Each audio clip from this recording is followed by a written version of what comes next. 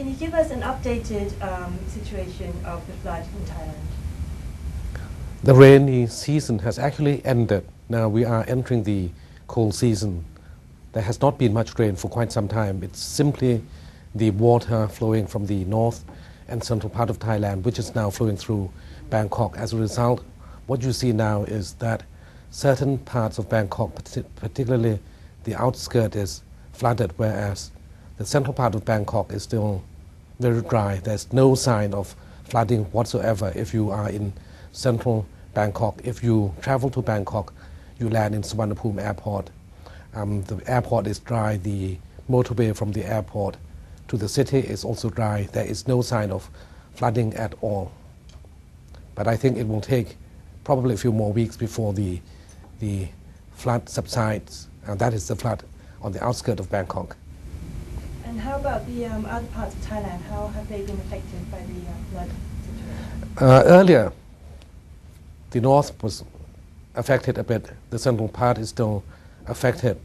But destinations where Thai Airways fly to, like Chiang Mai, Chiang Rai, Phuket, Krabi, and destinations to the northeast are not affected by the flood. These areas are perfectly dry and the rain has stopped, at least for the north and the northeast, and you can travel very easily via Bangkok to these destinations, or travel directly on certain flights to Phuket, for example.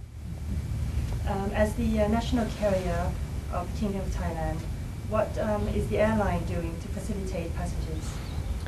We have been changing the flight schedules, size of aircraft, in order to cope with the changing demand. What we had seen is that there had been a lot of travel within Thailand. People cannot travel by road, so they had resorted to air travel.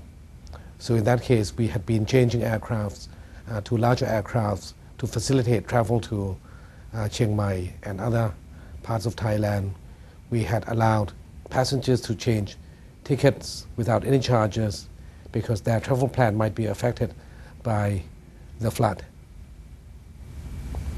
So, in your view, can you give us some points about how Thailand tourism has been affected at this point? Well, the news which had been reported on flooding, I think, had affected the image of Thailand quite a lot. It created the perception that you cannot travel to Bangkok because Bangkok is flooded, people are evacuating Bangkok, and so on. But that is really not the real situation. As I said, central part of Bangkok is not flooded. Certain parts of Bangkok, particularly the outskirts, are flooded, but tourists do not travel to these parts of the city anyway. Certain parts of Bangkok near the river could be flooded twice per day during the high tide. For example, certain areas near the Grand Palace, maybe you can see water coming up 10 or 20 centimeter just for a very short period during the high tide.